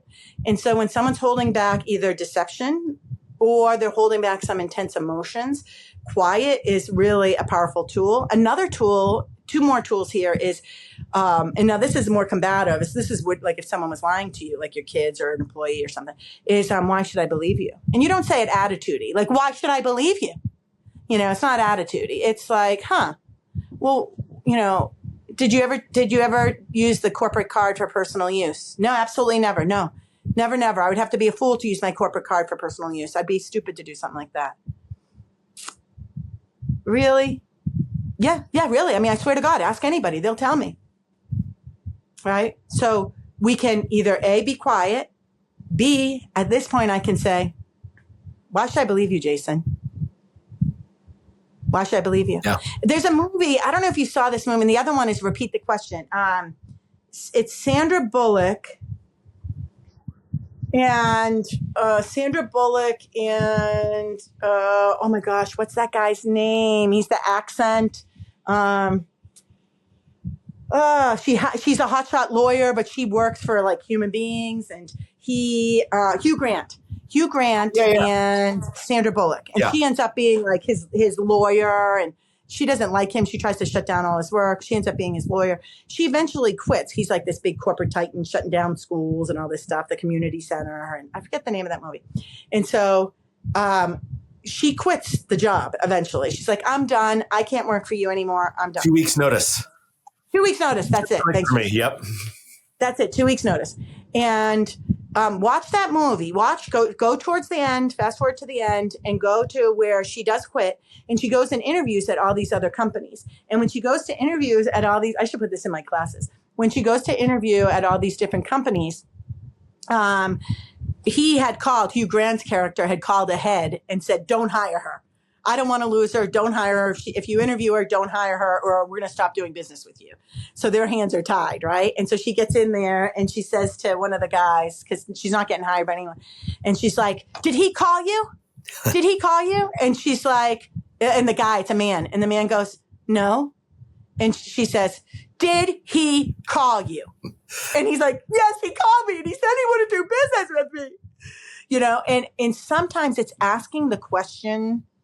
You know, to get the story behind the story, it's like asking that question again. And this happened to me one time. And so I've experienced the impact of someone repeating the same question that can peel back the layers. So I did this event, I got a standing ovation at the end, and I'm on the hug program. So people come up and they're hugging me. And this one woman, I hugged maybe, 9 people. And this woman came up to me, I'll never forget it. And she hugged me and she said, hey, Janine, what do you do to take care of Janine? And I go, I get massages, and, I go to the mall. I like getting massages at the mall. They're really, really good. And I went to massage school in my 20s, so I know where the good ones are, and there's this one woman, she's really good. And, I go for walks, and she looks at me. I gave that answer, and she goes, no. What do you do to take care of Janine? And I looked at her. And she said nothing. She just repeated that question, and I burst out crying. I just burst out crying because I felt like the answer I was giving her, she saw right through it. She saw, yes, I may do those things, but what am I really doing? How is Janine hugging Janine? Like, how am I really taking care of me? It's not getting massages, or going for walks. Like, where am I investing in Janine? Where am I pouring into me? And I'll never forget it. I can tell you, if I was in that conference room and the stage was like right here, I was right over here to the left on the ground at this point talking. She had hugged me. And I just remember her holding space. And I think that's what you do, Jason, for people when you sit there, is like being present. There's a great TED Talk that will change all of our lives. It's changed mine for sure. It's by a woman named Celeste Headlee. And Celeste Headlee has a show, or had a show, on NPR. And she's liberal, but she interviews people on both sides of the aisle. And the reason she's so good as a host is because she sits there and waits for the remarkable. Her father, I guess, was a famous musician. And when she was a kid, every time visitors would come and they would leave, her mother would say, "Oh, do you know who that is, Celeste? That was the famous ballerina from Europe. Blah, blah, blah. Celeste, do you know who that was? That was Benjamin Zander, the conductor of the Boston Philharmonic.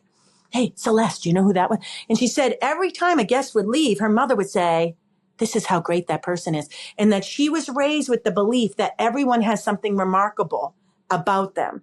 And so as a host of an NPR show, she says she sits there present, waiting for the remarkable. Like, where's the remarkable? She doesn't tune out. And I think that's what I'm hearing from you, like you being able to hold that space and sit there. And this helps me a lot. Like, because when I'm with someone who I feel is inauthentic, I will do that. And I say to myself, wow, what's really happening with this person? Mm-hmm. Like this person, and are they aware of it? In many situations, I don't think that they are aware that they're being inauthentic. "Hi, I'm so happy to meet you. I've heard great things about you." I'm like, "Really? Do you talk to your kids that way?" Like, no, like that's fake, fakeity, fake. But I feel too that silence is so powerful in so many ways, because I think it gives them a chance to ask themselves questions. So when somebody gives you an answer and you're right, that 20 to 25 seconds is an absolute eternity. We were talking about 5 seconds before. 20 to 25, you really need some strength to power through that, but letting somebody sit in that moment, in some ways, it's like a negotiation. Like you're not going to get away that easy. But in other ways, I think it does give people a chance to not be on. You don't have to deliver right now. I'm just going to let you sit in there. And they start having a conversation with themselves, it seems. And they start thinking, oh, am I not giving enough? Or does he know that I'm not telling him everything? Or they start asking themselves questions. And like you're saying, next thing you know, they provide that little more. They provide that remarkable.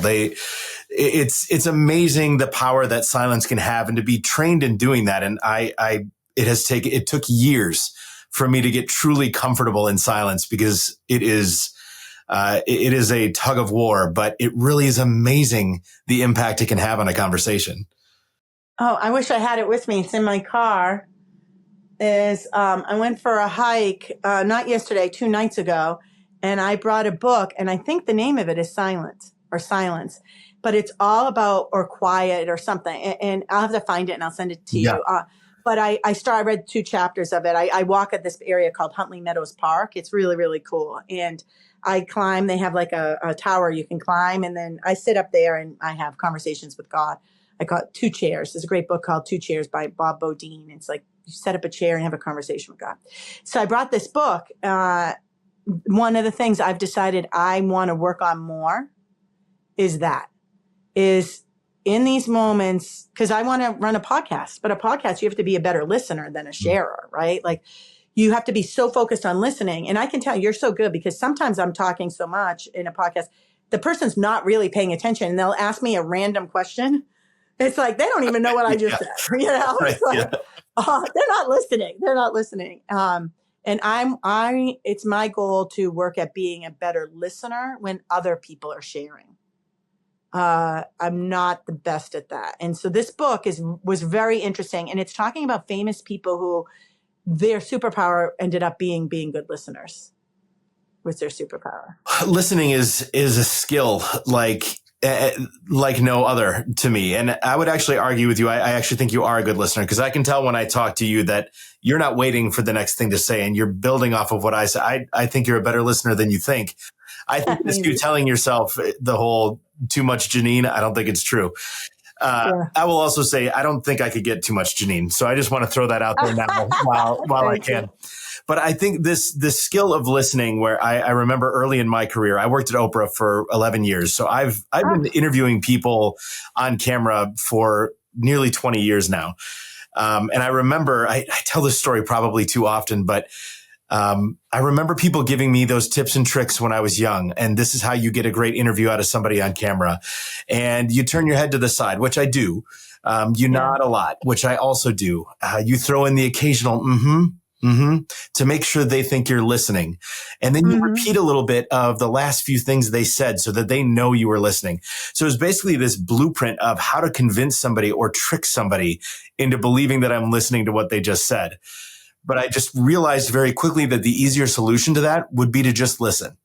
And then your body just, if you're actually listening and curious, I find that I actually do those things that they said, but there's authenticity behind it.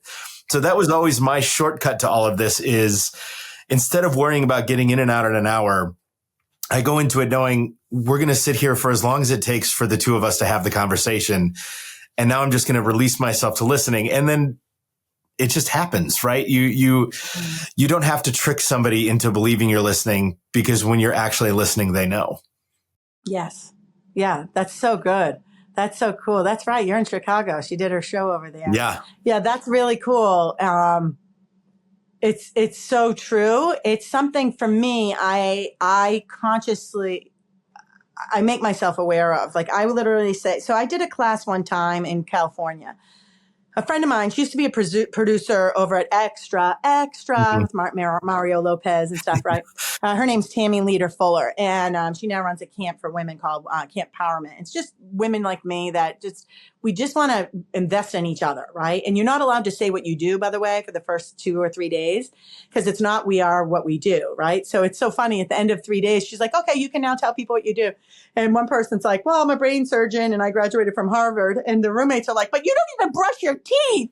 Like, what do you mean you're a brain surgeon from Harvard? I haven't seen you brush your teeth in 3 days since you got here. Like, this is crazy, right? So this whole world of this television thing. So what happened was Tammy would reach out to me all the time. And I remember thinking, I need to consciously become a good listener. I need to consciously become a good listener. And when I am able to do that, magic happens. And here's what happened. This Tammy Leader Fuller, I went to visit her. She was in California, and California has really cool stuff out there. You know, if you think this is kind of woo-woo, go to California. And we were there, and she hired this guy, and we had a private class, the two of us, where he put on different music, and we were in a dance studio, and it was the lights were out, kind of. And Tammy and I had to close our eyes, and we each had to dance to this different types of music, and with our eyes closed. So I don't know how Tammy's dancing. She doesn't know how I'm dancing, but he's analyzing who we are as human beings based on how we dance. However I was dancing, whatever like thing I was doing, versus Tammy was like water. So like, I guess Tammy was like really like, you know, sexual with her dancing. And I was like, pump up the jam, pump it, you know, like, and he said something that really helped me become a better person. And I remind myself of this, I would say at least 2 to 4 times a month, which is he said, I'm so connected to fire and air, and fire and air makes the fire go bigger, right? It doesn't put it out. He said, when I walk into a room, I have so much energy that I turn the temperature of the thermostat up to 120. And he said, so I want you to think about if you walk into a room and you turn the temperature up to 120, it can make some people feel uncomfortable. How can you, Janine, keep the thermostat on the outside at, 72 and keep that other third, that fire still burning inside me? It can still exist, but control, like if you ever go outside at night and they have those lamps that you can turn on, those lights that are propane and they heat it up at a restaurant, or I have one in my backyard, you can control it, right? You see the flame getting hotter. It could still be bigger, right? It's in there. Can I watch the temperature when I walk into the room? Like I can make it warmer once they get to know me, but if I'm coming in at 120 degrees, a lot of people are going to be like, oh yeah, it's nice to meet you. So when I walk into a space now, I'm still me and I'm still 120 in there. But I walk in, or not, but, and I now walk in with, I'm going to come in at 72. I'm going to come in, which means I'm not going to come in and do all the talking. I'm going to come in and listen. And sometimes I get it wrong more than I get it right. It depends on, like right now I'm suffering because cancel. I'm not suffering. Right now I'm going to, my call to action on my hero's journey has recently begun. And it's uncomfortable as I begin the hero's journey. And I know great things will happen. When this happens to me, and maybe you at home and maybe you, Jason, when I'm getting vulnerable, I will often overcompensate.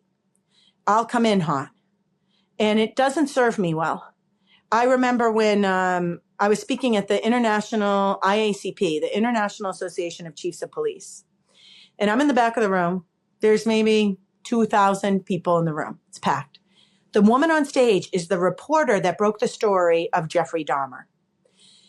They even did a Jeffrey Dahmer movie about it, and you see this person, this character in there. And so she was close with the police. She breaks the story. She finds out. They funnel all the information to her. And so she's talking, and it's all these chiefs of police from around the world. And I'm in the back, and I'm like the show monkey coming in to do body language, and with my high energy. And she's just talking about some really serious stuff with Jeffrey Dahmer, right? Like all the different things that happen. In this room, you could hear a pin drop. People were mesmerized. My phone is now lighting up in the back of the room. I'm going to be introduced in about 10 minutes. I'm right after her. It's a hard turn from her to me. There's no break. And my phone lights up. It's my mother. Then it's my father. Then it's my sister, Carrie. And it's my other sister, Kayleen. I'm the oldest of 3. And then it's Kayleen again. Then it's my mom again. And I'm like, what? My phone is lighting up like, a Christmas tree. And I step out in the hall and I take it. And it's my mother, who never swore a day in her life, twice. And I go, Mom, what's going on? And she told me she had breast cancer. And she said, Janine, I'm fucked. And to hear that by my 5'2" mother, who works for elderly homeless people, who never swore, a year later, my mother said, it was sometime between the beginning and there. She said, if this cancer kills me, Janine, I'm coming back as a swearing person, like you and your father. I go, Mom, you can swear now. Like, you're fighting cancer, She's like, it's just not who I am. It's just not who I am. But when she said she was fucked, because her mother died of bone cancer, her father died of lung cancer, her brother died of lung cancer, for her to have cancer. And I just remember having that call to adventure and really having a hard time with it. And I have to now go up. And I was overly funny. And I was inauthentic. And when I would tell the story about, I don't know, being on the Today Show or meeting, you said the naughty bits earlier, we have 3 power zones, our neck dimple, our belly button, and I used to say groin. I now say naughty bits, and I talk about it, and you say more than you think. The reason I say naughty bits is because Ted from Queer Eye from the Straight Guy was in the green room at the Today Show one time. And he goes, what are you going to talk to Al Roker about? I go, being confident. We keep our 3 power zones open, our neck dimple, our belly button, and our groin. And he said, please don't say in a morning show to Al Roker the word groin. It's so crass. And just call it the naughty bits. It's from the Holy Grail. And I thought it was so funny. And I'm like, yeah. Of course, I went on stage and on TV and I said groin, because you have to practice like you play. It wasn't in there yet, my long-term memory back here in the brainstem. Now, of course, I call it naughty bits all the time. But here's what happened. I shared that story. I shared another story, like how you talked about Oprah. It's not you bragging, like it's a piece of who you are, and it's learning how you could be a better interviewer and how you could be a better listener. And it's not that you think you're a good person because you worked on the Oprah Winfrey show. But you could deliver that same message in an inauthentic way that we could perceive it as ego-driven. Yeah. And that's what happened to me that day, is the stories I share organically and authentically all the time. That day, I evidently oversold them. When I did stand-up comedy, my comedy coach, Tim Davis, said, it's selling versus sharing. Great comedians share. Not great comedians will sell. And you can feel if someone is trying to sell you something or if someone is trying to share something with you. And so I hit the stage and I was selling that I'm valuable. Looking back on that day, Jason and you at home, if I could have done it differently, what I would have done is I would have authentically shared that I just heard the worst news I'd ever heard in my entire life. And I would have said, hey, I'm in the back of the room. I'm watching one of the best speakers I've ever seen. Round of applause. She was so amazing. And my phone is lighting up, and it's my sister Kayleen and my sister Carrie and my dad and my mother. And I pick up the phone, and my mother just told me 4 minutes before I was introduced that she has breast cancer. And everyone in her family, other than her sister, her parents, her brother, all died of cancer. I'm going to do my best today to share these techniques with you that I know can help you in law enforcement. They can save your life. And I want to let you know I'm suffering a little bit inside, and I'm going to do my best. I think I could have told those same stories in a way that wouldn't have been seen as selling and wouldn't have been seen as like inauthentic.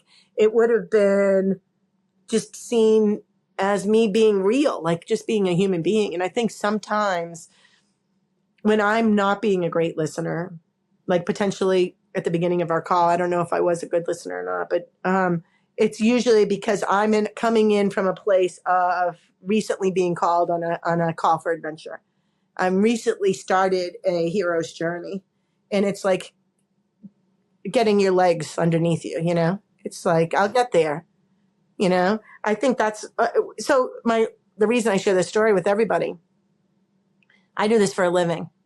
You know, Jason did this for a living, does it for a living now, and these podcasts. And we get it wrong. I know I do. I'm sure you do more times than we get it right. It's like when you're not the best version of you or you were inauthentic, like give yourself a break. My question is, what's the story behind the story? What was happening earlier for you that day or the day before, you know? And if you are in a ton of shit right now, you know, how can you still show up and be authentic? And I know it's scary sometimes to be vulnerable and share what is happening inside of us. But today, it's a different world than the 80s. You know, it used to be seen as emotions as a sign of weakness, especially in the business world. That's dying. If you are in a company that is seen as a sign of weakness, give it 5 more years. Because they'll lose all their employees. Because today we are attracted to, you know, I think when COVID hit and when we now are working in people's living rooms and you're hearing someone's fan above their head or you're hearing someone's 3-year-old Labrador Jojo barking, or one of my kids opened the door at one point and I was like, get out, get out. You hear kind of a door open. Once we are in someone's living room during COVID while we're working, you can't go back to the workforce the way it was. Because now you know them as human beings. And today, I think we're pulled towards people being just real and in the moment. And you're going to get it wrong. And when you do, I call them resets and say, hey, listen, in the call yesterday, I really felt like I was selling the importance of blank. And I just want to give you a little backstory. I was having a really tough day. I heard some bad news. And I'd love to do a reset on that call. Could we do another call about how I can help you as a keynote speaker for your event? And I'm telling you, 9 times out of 10, if not 10 out of 10, people say, yeah, I'd love to give you another shot. You know, because they don't know. We're not mind readers. Well, and isn't it so refreshing? We're sold to so often. I recently just had to buy a car, and it was one of the most awful experiences because you're just constantly being sold to. We get calls all the time. There's constantly people selling. To me, it is such a step in the right direction when somebody is real. I am almost inclined to when somebody is being very real and you can see it, be like, whatever it is, I'll buy it. I know you're not even selling it. Yeah. I just, so it's interesting to me, you know, for people that communicate for a living, like yourself, like me, to realize that you do sometimes get it wrong and that sometimes we do. I can count on a million different times that I had done things that just wasn't the right way or the way I wanted to have done them. And you don't always get that get out of jail free card. But no. I think what we are seeing, like you said, you had said earlier in the podcast, the things that you learn, you can't unlearn. And that's kind of what COVID taught us, is that now you're forced to see the person behind the facade. You're forced to realize that these are more than just cogs in a wheel. It was an opportunity for us to take ourselves out of our own narrow point of view and realize that everybody, because it's so easy to get self-centered and think that all of this is happening to me. But right now in this moment, this is all you are as a person, is this personal interaction. So that's what I love about this so much. And what I love about what I do so much is I have this opportunity to sit down with somebody like you. And yes, we could go through all the points of your book and everything from, you know, your neck dimple to your belly button and your naughty bits. But this conversation is a real conversation that I've taken so much more out of because we had a chance to get to know each other a little bit. And that is my goal through all of this, is hopefully to find new ways, not to get better answers out of people, but to find new ways to get to see the real person behind who I'm talking to, and hopefully spread that word and just give a little bit more of that into life. Is how do we get to know each other on a level that is so much deeper than the superficial? And I think the name is in the title, the Curiosity Blueprint. Like if we really showed up with curiosity, how might our day be different? You know, in my not my TED Talk, when I do a keynote speech, sometimes I show a picture, and the picture has 20 different pennies, A, B, C, D, E, F, G, H, I, J, K, and there's 20 different pennies. And I ask the audience, write down which letter is the correct penny without looking in your pocket at a penny. And invariably, almost no one can guess the real penny. And I said, isn't that interesting? You know, I'm 54. So, you know, some of us are 30s, 40s, 50s, 60s, 70s, and we've seen pennies since we were 2. But out of 15 pennies, we can't tell which is the real penny. And I said, here's my call to action. I said, listen, the reason we don't know which is the real penny is because we only need to know 3 things to use the penny. We need to know the size of the penny. We need to know the color of the penny. And we need to know the value of the penny. If I know those 3 things, it's enough for me to use the penny. But there's so many other details on the penny. Is this what we're doing in life? Are we learning just enough to be able to work with this person I work with? Are we learning just enough to date this new person I'm dating, or to hire this person to watch my kids? Do I know just enough to know that they can watch kids? They can be fun. Whoever it is it possible that we can today, this week, next month, learn 3 more fun facts about the penny? 3 more details about the pennies in our life, the things that are around us all the time that we only know enough to operate in the relationship where we're at. And it's a game changer for people. They're like, oh my gosh. And I say, well, that is the second version of Amazing Grace. The second version of Amazing Grace is slowing down and learning the story behind the story. When you know the story behind the story, you can understand the impact and how it changes people's lives. And, you know, I think about that quite a bit. Like, what is the story behind the story? My father and I, we're hotheads, and I'm a recovering hothead. And I was doing my camper. I love camping. I was doing my camper over in Maine. I don't have it now. I sold the camper during COVID, but I don't like the campers in the inside. Most of them are like dark brown. So I like a country feel, you know. I've like shiplap behind me here in my bedroom. Modern country. And so I had my contractor. I took him up from Virginia to Maine, and he was redoing it, painting the walls white and putting in flooring. And I had linoleum flooring, this like high-end linoleum stuff. It looks like wood, but it's really a picture of wood, but it's good for bathrooms, basements, campers, because water can't get underneath it. And if it does, it's just a picture, like laminated, of wood. So unlike some of the other woods, if it gets wet, it'll buckle up. So my father sees that in the tent outside. My father goes, hey, Janine, tell me you're not using that crap in the tent for the flooring in the camper. I go, I am using it, Dad. It's waterproof, blah, blah, blah. My father goes, yeah, let me tell you a story, Janine. That's peel and stick. You peel it and you stick it down. Your mother had me do that years ago in the basement, and when winter came, it all popped up. You're wasting your time, your money. Do something right. Do it right the first time. For the love of God, Janine. Did not teach you anything, right? So it's my dad getting feisty. He invites my contractor and his daughter and son who are there, myself and my 3 sons, over for dinner. We're staying at his house because the camper's being renovated. My contractor's at a hotel up the street.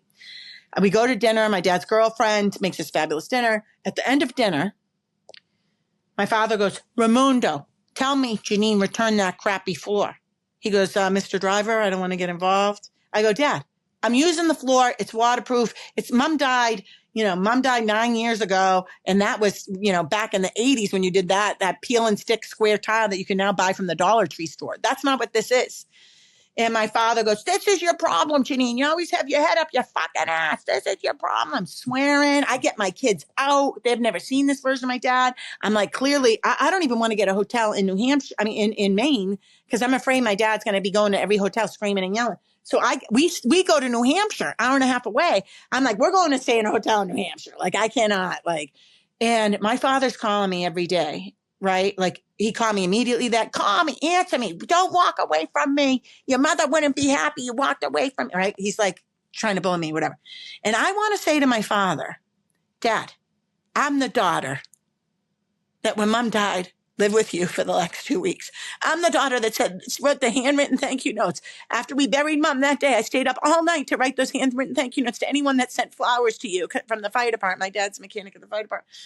I'm the daughter that when Mom was diagnosed and given 3 months to live, I'm the daughter that stopped having an au pair and had a friend help me watch my kids so I could help mom pay for the special treatment with Dr. Mitch Gaynor in New York City and get you to get trains up to New York City from Boston. Like, I'm the daughter that dropped everything to help you and to help mom. I'm that daughter, right? But I didn't do it because so how dare you talk to me like this, right?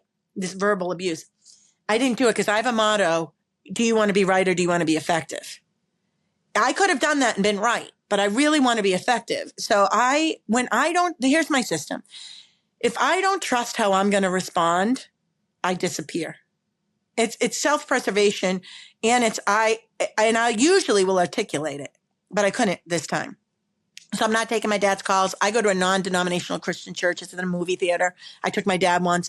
He calls me a week later. Hey, clearly your movie theater church isn't working because I've been calling you nonstop for 10 days. Call me, Janine. God wants to hear from you too, right?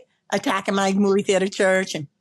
And I'll never forget, it was like 2.5 weeks. And I finally called my dad because you know what I realized? The anniversary of my mother's death is August 7th. It's September 7th. And this was the end of August. So when I bought that flooring, it was a trigger for my dad really missing my mom. It had nothing to do with the flooring. I teach in my classes, anger is a secondary emotion to fear, anxiety, and sadness. So dad's not angry about the floor. He's just sad. It triggered. He missed my mom. They were high school sweethearts. They met at 15. My dad and I were in the room when my mom passed. Like, they were best friends. So when I called dad, finally, I said, hey, dad, he didn't answer. And I said, Dad, it's Janine. I love you. You're important to me. I say when people feel they matter and belong, cooperation is strong. So I'm like, Dad, I love you. You're important to me. I am so sorry I walked away from you. I'm so sorry I disappeared and couldn't take your call. I didn't trust me on how I was going to respond to what you had to say. I'm now in a place where I can trust my response, and I would love to hear what you have to say. Please call me because I love you and I miss you. My phone rings 5 minutes later, Jason, and you at home, and it's my dad, and he's crying. He goes, I'm just really missing your mom, Janine, and I'm sorry I shouldn't have taken it out on you. I'm really just missing her, and I'm sorry. And by the way, I went by the camper. Raimundo did a great job. The flooring looks unbelievable. And I think, that could have ended up very differently. I could have a father that I haven't been talking to for the last several years. And I think that when we have the need to be right, and I would have been right to call my dad out on that verbal abuse and to set boundaries. When we set boundaries, are we doing it at a time where the person's able to receive it? It wouldn't have been then, right? So a couple months went by after this, and my sisters and I called dad on FaceTime. We said, we want to talk about when you're suffering, how can we help support you so you can have healthy responses by asking for our help? Because we love you and we don't ever want to be spoken to the way you've spoken to us in the past again. So can we create a system together as a family? And he goes, yeah. So it's not to not have the conversation. It's to have the conversation at the right time. And when we set boundaries, I think what the biggest mistake we make is we don't say what the consequence is. And if you do yell at us, Dad, we're letting you know, we're going to say, I'm now hanging up. I love you and I'm hanging up. Like, that will be the consequence. And then you follow through on that consequence. And so for me, as we, wind down here, I think I'm constantly a work in progress. I'm constantly learning from other people's podcasts, like the Curiosity Blueprint here, Mel Robbins. I'm learning, I'm an eternal student, and emotional intelligence grows with age. I'm not great at handling conflict because my trigger is to get angry. And so I create this system. I say 7 below, let it go, 8, 9, 10, be angry then. So when I get mad at something, when I use the tool, it's one thing to have it, it's another thing to use it. If I can stop and say, how angry am I right now about this? And I can say, it's a 2, it's a 4. 7 below, let it go, 8, 9, 10, be angry then. I'm not a Tony Robbins person. Like, I haven't taken all his stuff, but he calls that a pattern interrupt, I believe. So when I'm angry, if I can just stop and number my anger, that pattern interrupt will bring the blood back to my neocortex. To label things is here. When we're angry, it's down here in the mammalian part of the brain, like survival. But when we have to categorize and label something, blood goes back to the neocortex, higher thinking. So 7 below, let it go, 8, 9, 10, be angry. Or if you're anxious, be anxious then. Like Sarah Blakely, how likely Sarah, is it that a helicopter is going to kill our friend on the lake? It's a 2. If Sarah, there's a great guy out there, Dr. Dan Siegel, and he says, name it to tame it. When you can name it, you can control it. So name it to tame it. Dr. Dan Siegel. He talks a lot about understanding anger and fear, and another great person to follow and hit up on YouTube, because he'll blow your mind. Tons of free stuff on YouTube. Have you heard of him, Dr. Dan Siegel? I have heard of Dan Siegel, yes. Yeah. There's so much out there. What you just said is such a funny reminder for me as well. Funny is the wrong word, but I typically respond to situations similarly. So I can be a hothead, but I am definitely somebody who will close off. And I just get very quiet and remove myself from situations or avoid calls. I know my brother I started this company with my brother. And so for years, what had happened was our conversations became all based around business. And we weren't having, he's my best friend in the world, but we stopped having those best friend conversations. And it got to the place where for a period of time, I was avoiding all his calls because I didn't want to talk business at that point. I didn't want to be stressed. I didn't want to talk finance or goals. And we got together one Christmas and he was like, you don't pick up the phone anymore. And I explained to him, I was like, I'm so sorry. And we had a couple drinks. And so I was just very honest with him. I was like, I just didn't want to have that conversation anymore.